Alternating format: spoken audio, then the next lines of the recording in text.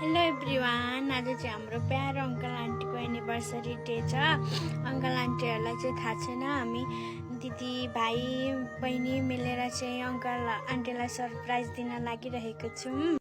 Uncle aunty चाहिँ घरबाटै जानुभएको छ। अङ्कल आन्टीलाई चाहिँ थाहा छैन, लास्टसम्म हेर्नुवाला कस्तो रियाक्सन आउँछ। हामीले चाहिँ बेलुनहरू फुलाएर राखिसकेको छौँ। यता भाइले चाहिँ के बनाउँदैछन्, के बनाएको सनम? यो त्यो ब्लास्टिङ गरे जस्तै घरमै यसो सानोतिनो झिरझिरे सरप्राइज छैन त आज। हो।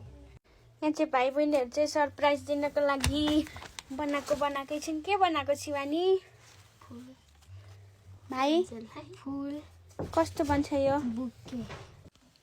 म चाहिँ बेड डेकोरेसन गर्दैछु। यता देखाइदेऊ त।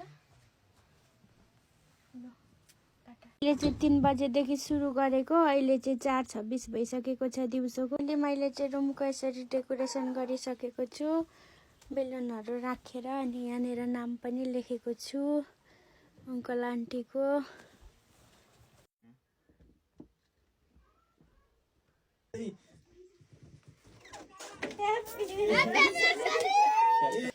भयो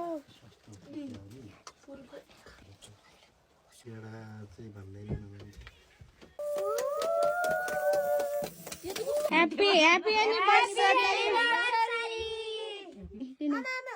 त्यहाँ चाहिँ जहिले अलरेडीमा हो। फाइनली हामीले चाहिँ केक काटिसकेको